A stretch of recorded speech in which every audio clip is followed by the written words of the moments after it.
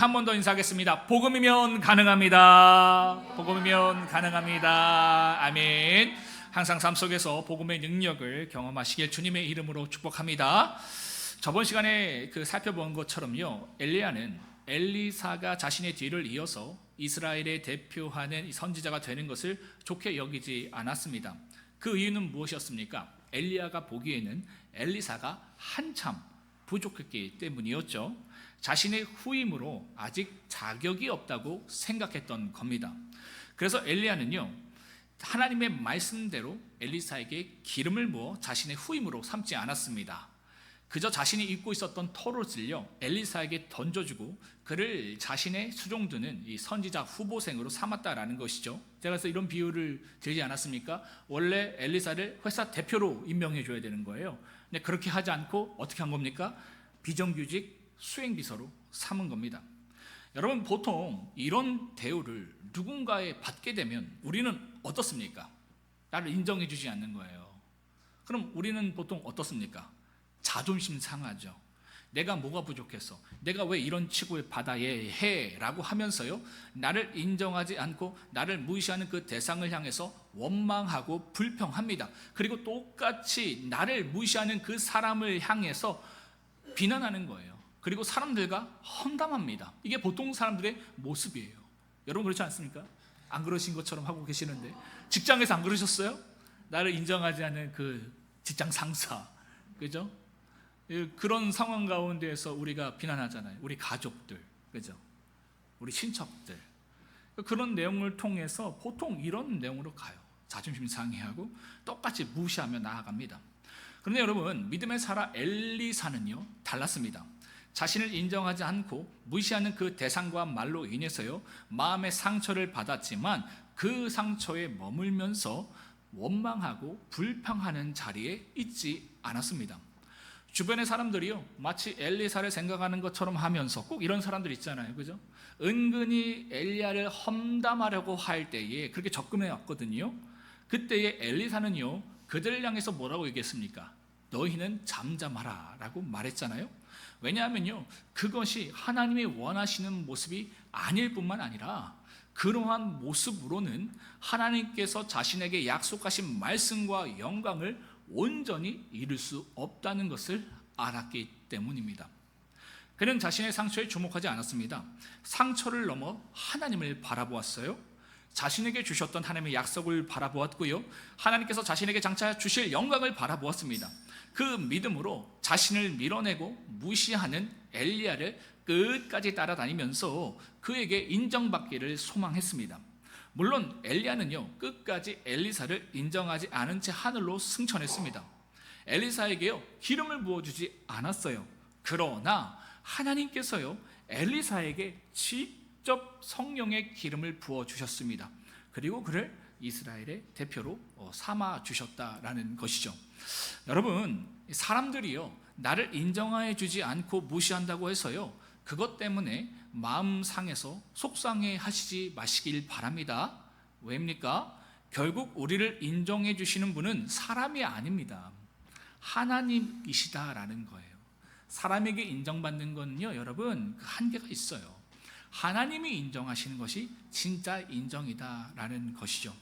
비록 지금은요, 누군가에게 인정받지 못하고 무시당하는 것 같아도요, 하나님이 그런 나를 하나님의 때에 하나님의 방법으로 사람들 앞에서, 세상 속에서 존귀하게 만들어 주시고요, 영광스럽게 높여 주심을 잊지 마시길 바랍니다.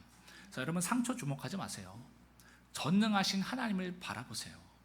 그러면 우리는 영광스럽게 될 수 있고 승리할 수 있다라는 겁니다. 하나님께서요, 엘리사에게 그렇게 역사하셨는데, 다 함께 14절을 읽도록 하겠습니다. 14절입니다. 시작.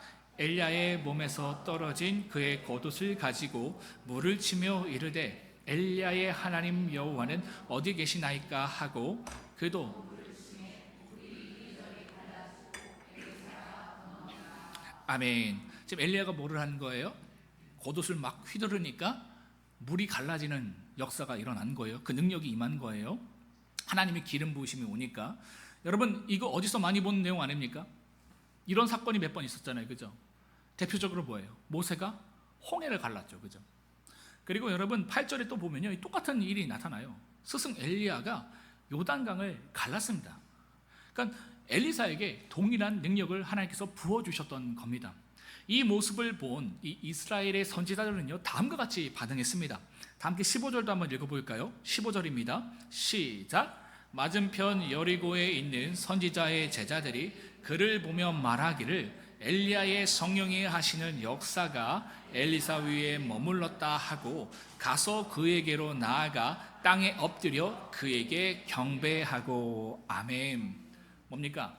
엘리야처럼 엘리사의 영적 리더십을 의심하는 사람들 앞에서 하나님은요, 더 이상 사람들이 엘리사의 영적 리더십을 의심하거나 무시하지 못하도록 엘리사에게요, 성령의 능력을 부어주셔서 사람들 앞에 그를 존귀하게 만들어 주었고 영광스럽게 만들어 주었다라는 것이죠.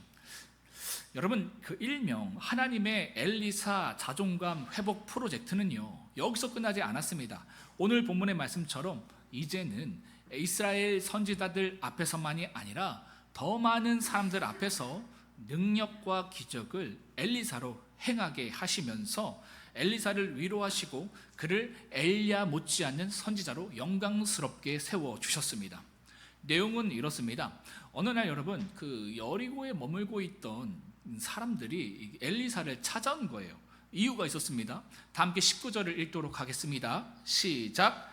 그 성읍 사람들이 엘리사에게 말하되 우리 주인께서 보시는 바와 같이 이 성읍의 위치는 좋으나 물이 나쁨으로 토산이 익지 못하고 떨어지나이다. 아멘. 여러분, 그 주민들이요, 엘리사를 왜 찾아왔습니까? 여리고 물이 좋지 않아서 농사를 해도 결실을 보지 못하기 때문에 이 문제를 해결해 달라고 지금 엘리사를 찾아온 겁니다. 엘리사는요, 하나님의 능력으로 그 땅의 물을 회복해 주었습니다. 이처럼 여러분, 엘리사가 물의 근원을 회복한 사건은요, 모세가 광야에서 마라의 쓴물을 단물로 회복시킨 사건과 동일한 사건입니다. 이러한 기적은요, 스승 엘리야도 행하지 못했던 기적이었어요. 그렇기 때문에 이러한 기적을 엘리사가 행했다라는 것은요, 엘리사가 이스라엘 백성들이 가장 존경하는 영적 지도자인 이 모세와 동등한 영적 권위를 가진 자임을 보여주는 동시에 그가 그의 스승 엘리야 이상으로 능력 있는 선지자임을 보여주는 사건이었습니다. 이런 기적을 통해 엘리사는요, 여리고에 머물고 있던 선지자 무리들 뿐만 아니라 그 땅에 거주하고 있는 모든 주민들에게 스승 엘리야와 같은, 아니 그 이상의 선지자로 인정받게 됩니다. 여러분, 이처럼 하나님께서 엘리사에게 위대한 능력을 주시고 그 능력으로 많은 사람들 앞에서 인정받게 하신 이유가 무엇일까요? 그 이유는요, 엘리사가 스승 엘리야에게 받았던 거절감, 그로 인해서 주어진 열등감, 낮아진 자존감을 하나님은 온전히 회복시켜 주시고 싶었던 겁니다. 그렇지 않습니까? 누군가에게 극심한 이 거절감, 인정받지 못함, 이거를 우리가 계속적으로 경험하게 되면요, 우리 안에 뭐가 자리 잡게 되냐면 열등감이 자리 잡게 됩니다. 낮아진 자존감이 자리 잡게 돼요. 하나님께서 이것을 회복시켜 주시고 싶었다라는 겁니다. 왜? 그 상태로는 앞으로 주어질 사명을 온전하게 능력 있게 담당하지 못하기 때문에 하나님께서 이러한 사건들을 통해서 그를 회복시켜 주고 싶었던 겁니다. 그렇기 때문에 하나님께서는요, 엘리사가 이러한 결핍과 상처를 모두 떨쳐버리고 앞으로 주어질 사명들을 멋지게 감당해 가기를 원하셨기 때문에 그에게 이와 같은 위대한 능력과 엄청난 영광을 주셨던 겁니다. 여러분, 그렇다면 엘리사는 정말로 하나님의 마음처럼 모든 결핍과 상처를 다 털어버리고 온전히 사명만 붙들고 나아갔을까요? 그 해답은 다음에 일어난 사건을 통해서 우리는 찾아볼 수 있습니다.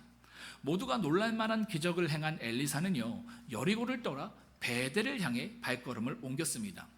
그리고 그곳에서요, 42명의 아이들을 만나게 되는데 그 아이들이요, 엘리사를 향해서 대머리라고 놀렸습니다. 그러자 엘리사가요, 자신을 놀리는 아이들을 향해서 분노하면서 저주했는데 그러자 다음과 같은 끔찍한 사건이 일어난 거예요. 우리 다 함께 24절을 읽도록 하겠습니다. 24절입니다. 시작. 엘리사가 뒤로 돌이켜 그들을 보고 여호와의 이름으로 저주하매 아이들 중에 42명을 찢었더라. 엘리사의 저주로 인해서 수풀에서 곰 2마리가 나타나 선지자를 조롱했던 아이들을 자목하게 찢어 죽이는 사건이 일어난 겁니다. 이러한 사건은요, 우리에게 다음과 같은 질문을 남깁니다. 왜 엘리사는 그깟 아이들의 놀림을 참지 못하고 저주까지 하여서 그들을 참혹하게 죽게 만들었을까? 제가 아는 그 지인 중에 탈모인이 있거든요. 이런 얘기를 하니까 자신이 충분히 엘리사의 심정이 이해가 된다고 하더라고요. 당연한 거 아니냐고, 그 놀림은 그런 분노를 갖는 거 아니냐고, 그렇게 이제 이야기하더라고요. 저도 생각해 보니까 제가 그 작년까지 부산에 있었잖아요. 제가 부산에서 어떤 걸 경험했냐면, 주일마다 꼭 그 유치부에 남자아이 2이 있어요. 요 녀석들이 저를 매주마다 따라다니면서 저한테 뭐라고 했냐면, 목사님 뚱뚱해요, 목사님 돼지, 이러면서 놀렸어요. 그때 제가 엘리사와 같은 분노가 제 심령에 부어지는 것을 느끼게 되었습니다. 엘리사의 마음이 한편으로는 이해가 됐어요.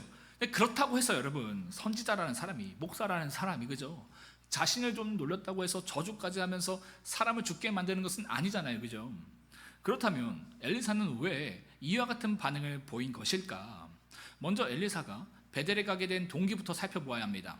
당시 여러분, 베델과 여리고는요, 선지자에게 있어서 의미 있고 중요한 지역이었습니다. 그곳은요, 신앙의 역사와 유산이 있었고 선지자, 양성신학교가 있었기 때문입니다. 엘리사도요, 이 지역들의 중요성을 알고 있었습니다. 이곳에서 자신이 엘리야의 후임으로 선지자들에게 인정받아야지만 공식적으로 이스라엘을 대표하는 선지자로 역임받을 수 있다라는 것을 알 수 있었어요. 그러니까 여리고뿐만 아니라 베델까지 가서, 또 길갈도 있거든요. 길갈까지 가서 내가 인정을 받아야지만 공식적으로 내가 엘리야의 뒤를 잇는 그런 선지자 대표가 된다라는 것을 만천하에 알릴 수 있는 거예요. 그렇기 때문에 여리고에서 하나님께서 인정하시는 그것만으로 만족을 못한 겁니다. 하나님께서 이미 여리고에서 엘리사를 위로해 주셨잖아요. 엘리야조차 행하지 못했던 기적까지 엘리사로 행하게 하셔서요, 모세와 여호수아와 같은 영적 권위를 사람들에게 인정받게 해주셨습니다. 그런데도요, 엘리사는 이것으로도 부족해서 지금 베델로 가고 있는 겁니다. 왜요? 여리고에서와 같이 베델에 있는 사람들에게 자신이 인정받기 위해서 지금 가고 있다는 거예요. 좀 만족하면 좋을 텐데 얼마나 멋집니까? 모세가 했던 그 일을 하게 하고, 엘리야도 못했던 그 일을 하게 하고, 뭐 물도 고치고, 뭐 이런 역사가 일어났으면, 거기서 인정받았으면 거기서 만족하고 다시금 사명의 자리에 어디로 가야 됩니까? 사마리아로 가야죠. 사마리아가 우상숭배의 중심지였잖아요. 사마리아로 가서 이제 뭐 이 정권과, 이 악한 정권과 싸우고, 뭐 우상숭배자들과 싸워야 되는데, 지금 사마리아로 가는 것이 아니라 어디로 가냐면 지금 베델로 갔다라는 거예요. 왜? 인정받기 위해서 갔다라는 것이죠. 그런데 갑자기 베델에 살고 있는 아이들이요, 어딘가에서 뛰쳐나와서 엘리야를 향해서요, 대머리여 올라가라, 대머리여 올라가라 라고 조롱을 했던 겁니다. 여기서 여러분, 아이들로 번역된 히브리어는요, 우리가 생각하는 그런 우리 다이 같은 꼬마 아이가 아니에요. 12살부터 이 30살에 이르는 청년까지 포함되는 그 연령대입니다. 그리고 이 베델은요, 아까 신학교가 있었다고 했잖아요. 근데 신학교만 있는 것이 아니라 유명한 우상 숭배지였습니다. 여러분, 우리가 기독교 대한 선교교회잖아요. 우리 교단의 신학교가 어디에 있습니까? 서울신학대학교가 부천에 있죠, 그죠? 부천 신학교에서 좀만 내려오면 여러분, 엄청 많이 그 점집이 깔려 있는 거 아십니까? 학교 그 입구에 점집이 엄청 많아요. 무당이 엄청 많아요. 알고 보니까 부천이 그 무당 점집으로 유명한 곳이래요. 또 이단은 왜 이렇게 많은지 모르겠어요. 이단도 엄청 유명한 곳이래요. 그러니까 그런 거예요. 신학교도 있지만 이런 우상숭배지도 있었던 곳, 그곳이 바로 베델이었다라는 것이죠. 그래서 이 아이들의 정체는요, 단순히 베델에 사는 철없는 어린아이로 보는 것이 아니라요, 베델에 있는 우상숭배자들, 젊은 우상숭배자들, 혹은 엘리사를 선지자의 대표로 인정하지 않는 신학교의 선지자들로 볼 수 있습니다. 왜냐하면 두 가지 내용 때문입니다. 첫째는요, 그들이 엘리사를 대머리라고 조롱한 것과 둘째는 그들이 엘리사에게 올라가라라고 조롱한 것 때문입니다. 대머리여 올라가라, 대머리여 올라가라 그랬잖아요. 이게 무슨 말이냐면, 먼저 이 베델의 아이들이요 엘리사를 대머리라고 조롱한 것에 대해서 살펴보면요, 그들이 여러분 엘리사를 대머리로 조롱한 것은 단순히 그의 외모에 대한 조롱이 아닙니다. 엘리사가 여러분 아시는 것처럼 그 대머리가 아니었어요. 그 외모를 보고 대머리야 대머리야 지금 한 게 아닙니다. 이러한 조롱은요, 그의 선지자적 신분과 권위에 대한 조롱입니다. 왜냐하면 여러분, 당시 선지자들은요 선지자를 상징하는 옷을 입었습니다. 그 옷이 뭔지 아십니까? 선지자를 상징하는 그 옷이 뭘까요? 엘리야가 엘리사에게 뭘 던졌다고요? 털옷을 던졌잖아요. 그죠? 여러분, 그 신약의 마지막 선지자가 누구였습니까? 세례 요한이었죠. 세례 요한이 광야에서 뭘 입고 있었어요? 털옷 입고 있었잖아요. 그럼 선지자를 상징하는 옷이 뭐라고요? 털옷인 거예요. 그렇기 때문에 털이 많다는 것은요 선지자를 상징하는 표식이었습니다. 그런데 선지자를 상징하는 털옷을 입고 있는 엘리사를 향해서요, 그들이 대머리라고 한 것은요 그의 선지자적 신분과 권위를 인정하지 않고 조롱하고 있는 겁니다. 마치 이게 승복을 입은 스님에게 땡중이라고 하는 것과 마찬가지예요. 그리고 목사 가운을 입은 저 같은 목사를 향해서 먹사라고 하는 거랑 똑같은 거예요. 이 엘리사에게 너 대머리여 대머리 하는 것은 지금 그런 맥락이다라는 것이죠. 이해가 되셨습니까? 또한 엘리사에게 23절의 말씀처럼 대머리여 올라가라 라고 했잖아요. 여기서 올라가라 라는 말 역시 엘리사의 선지자적 신분과 권위를 인정하지 않고 조롱하는 말입니다. 그러니까 단순히 지금 그가 가고 있는, 지금 이 엘리사가 어디서부터 어디로 가고 있어요? 여리고에서, 그죠? 여리고의 물을 고쳤다고 했잖아요. 여리고에서 베델을 향해서 가는데 그걸 보면서 네가 지금 베델로 올라가라 라는 이런 의미가 아니라는 겁니다. 왜냐하면 여러분, 엘리사가 지금 여러분 그 여리고에서 베델로 가고 있다고 했잖아요. 근데 지형적으로 보았을 때에 여리고가 베델보다 높습니다. 그렇기 때문에 엘리사를 향해서 베델로 올라가라라는 말은 적절하지 않다라는 거예요. 뭐라고 해야 됩니까? 베델로 내려가라 하는 것이 맞습니다. 그렇다면 왜 그들은요 엘리사에게 올라가라라고 했을까요? 여기서 여러분 올라가다라는 그 단어가요 2장 11절에도 쓰였습니다. 어떤 상황에서 쓰였냐면, 스승 엘리야가 하늘로 승천할 때에 하늘로 올라갔다라고 쓰였잖아요. 이 단어와 같은 단어입니다. 한마디로 지금 그들은 엘리사를 향해서 이렇게 말하고 있는 것이나 마찬가지인 거예요. 너가 이스라엘의 대표하는 선지자라고, 그럼 너희 스승 엘리야처럼 하늘로 올라가는 능력과 기적을 우리에게 보여줘. 그럼 너를 인정해 줄게. 이런 식으로 지금 비아냥거리고 있는 거예요.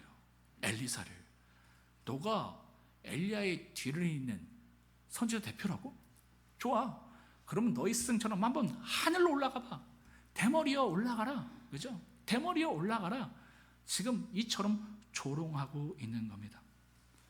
이처럼 그들의 조롱은요 사실상 엘리사의 영적 권위에 대한 조롱이었습니다.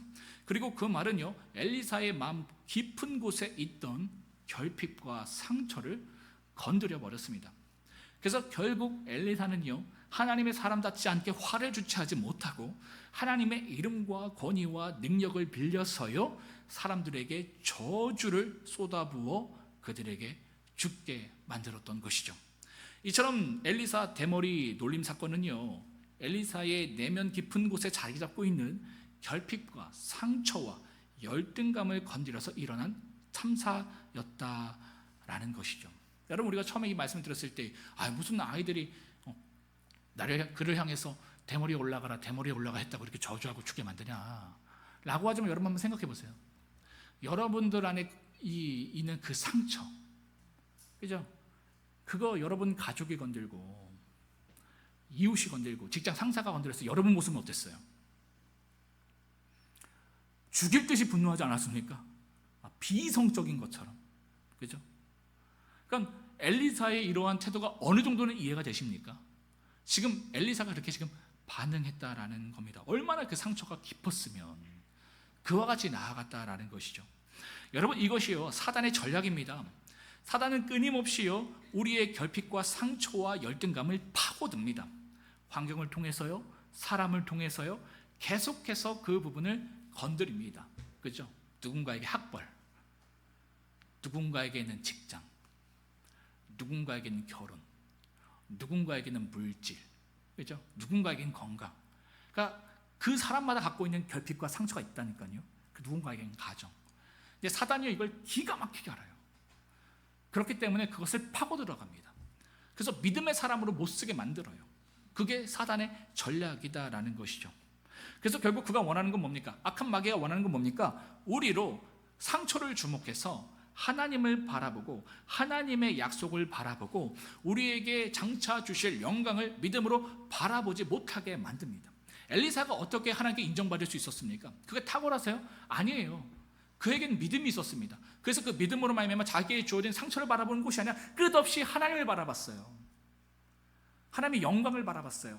하나님의 약속을 바라봤어요. 그래, 나는 지금 너가 인정하지 않지만, 너희들이 나를 인정하지 않지만 하나님 날 약속하셨어. 나를 선지자로 세우신다고 약속하셨어. 그 약속에 하나님을 바라보며 그가 나아갈 때에 그와 같은 영광을 누렸는데 어느 한순간에 그걸 놓쳐버린 거예요. 이 사단의 공격에 말려들어서 하나님을 바라봐야 되는데 자신의 상처를 바라본 겁니다. 그래서 이렇게 처참하게 무너지게 되었다라는 겁니다.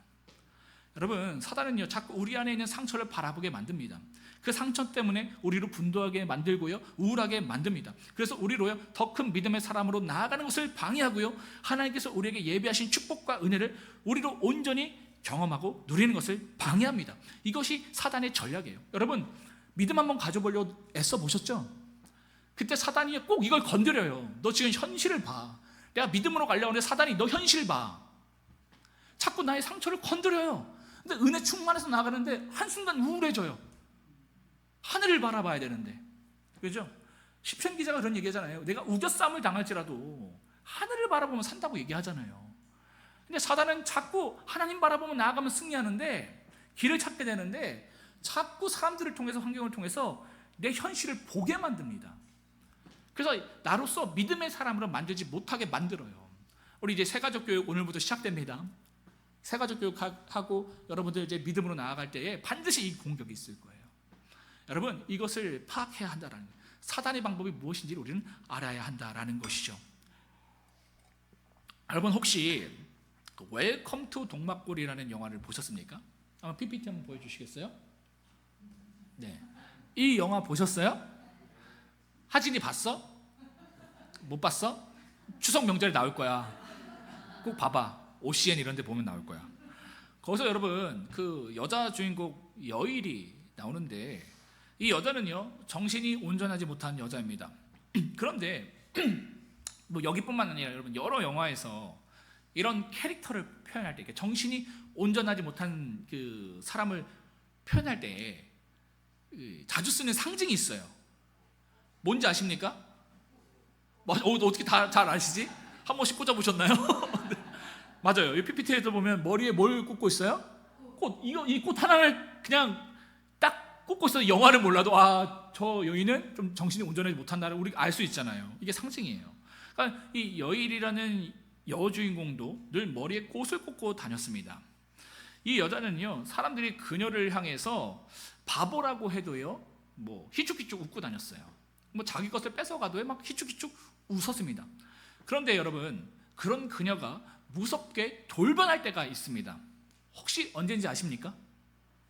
이 여성이 자신을 향해서 뭐 모욕적인 말을 해도 헤헤 웃고 다녀요. 근데 갑자기 무섭게 돌변할 때가 있어요. 언제인지 아십니까? 바로 그녀가 꽂고 있는 머리에 꽃을 건드렸을 때. 여러분, 이해가 안 되시죠? 그깟 꽃이 뭐라고. 그런데 여러분, 그거 아십니까? 우리 모두에게 열과 같이 건들면 안 되는 꽃이 있다라는 사실을 여러분 아십니까? 오늘 말씀의 주제가 뭐예요? 건들면 안 되는 꽃. 다른 것은 다 괜찮아요. 누가 나를 향해서 못생겼다고 해도 괜찮습니다. 가난하다고 해도 괜찮습니다. 우리 부산의 친구들이 저를 향해서 뚱뚱해요 이렇게 말해도 괜찮습니다.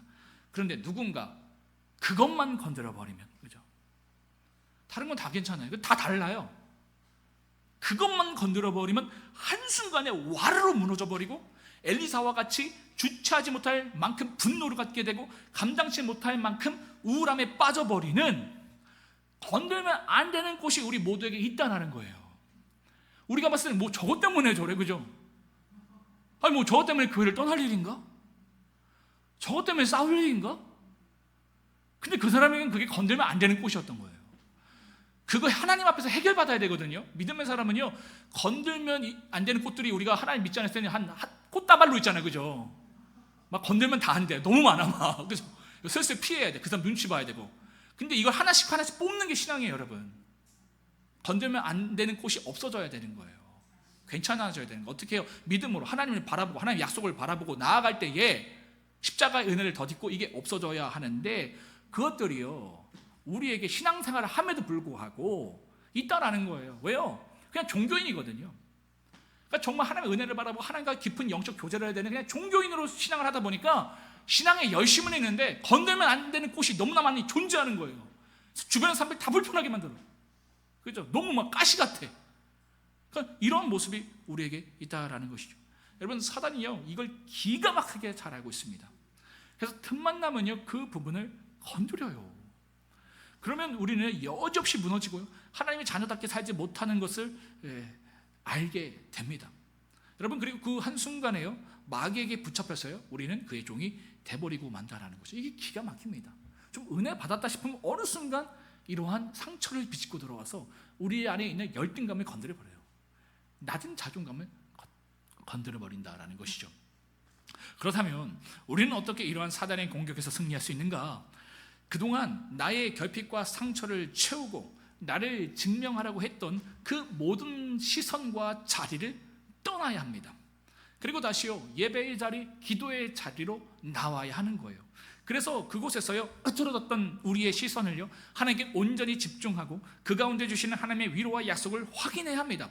그리고 다시금 우리에게 주어진 믿음의 자리, 사명의 자리를 향해 걸어갈 때에 우리는 사단의 모든 공격에서 넉넉히 승리할 수 있습니다. 엘리사가 그랬습니다. 다 함께 25절을 읽겠습니다. 25절입니다. 시작. 엘리사가 거기서부터 여러분, 엘리사는요, 베델로 들어가서 사람들에게 인정받고자 했습니다. 그런데요, 그 모든 걸음을 중단하고 그 모든 계획을 중단하고 어디로 갔다고요? 갈멜산으로 갔어요. 그러니까 엘리사도 알았다는 거예요. 그 분노하는 자신을 보면서 이건 아니다, 나 이렇게 했다가는 안 되겠다 생각했던 겁니다. 내가 베델로 계속 가다가는 더 엉망이 되겠구나. 그래서 그가 지금 어디로 갔다고요? 갈멜산으로 갔어요. 여러분, 갈멜산이 어떤 곳입니까? 잘 아시죠? 스승 엘리야가 목숨 걸고 바알 선지자 450명과 치열한 영적 전투를 벌인 곳, 그리고 바알 숭배자들에 의해서 무너진 하나님의 제단을 다시 세운 장소, 다시 말해서 갈멜산은요, 예배의 장소이자 기도의 장소였습니다. 엘리사는요, 이처럼 세상 속에서 자신의 상처를 사람들에게 인정을 통해서 자신을 증명하고 치유받는 것을 중단하고요. 이게 참 실력이에요, 그죠? 계속 그 인정하려는 그 자리로 나아가면 여러분, 자꾸 트러블이 생겨요. 문제가 생겨요. 하나님의 사인이거든요. 근데도 그 인정받으러 계속 가요. 세상의 물질을 통해서, 실력을 통해서. 그 인정받는 거 아니거든요. 더 비참해지는 거예요. 사람 다 잃어버려요. 더 비참해지는 건데 모르고 그 길을 가는 거예요.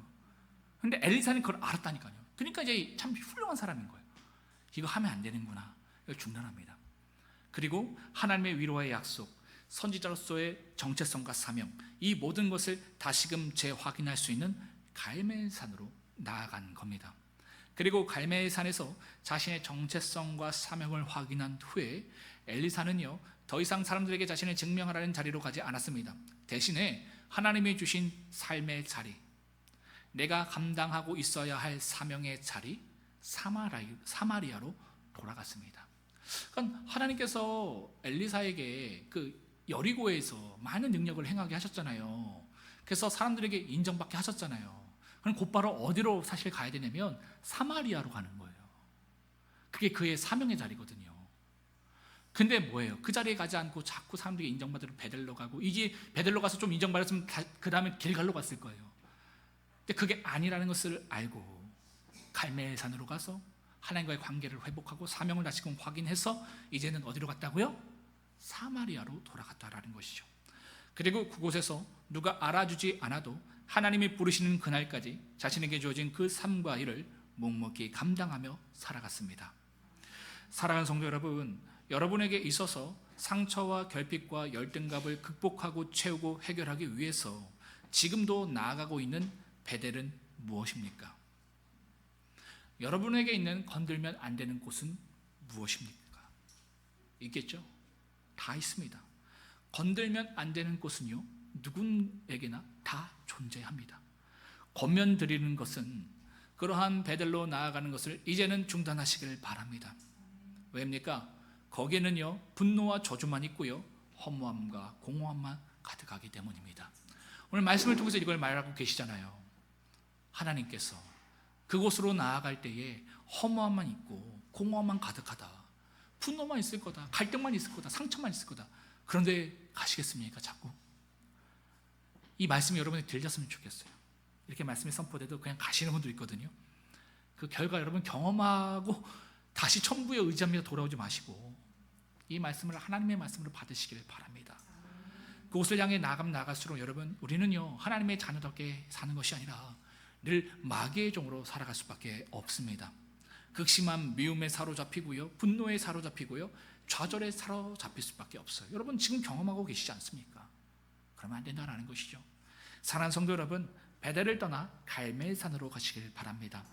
여러분의 신앙의 정체성과 사명을 다시금 재확인할 수 있는 예배의 장소, 기도의 장소로 날마다 나아가시길 축복합니다.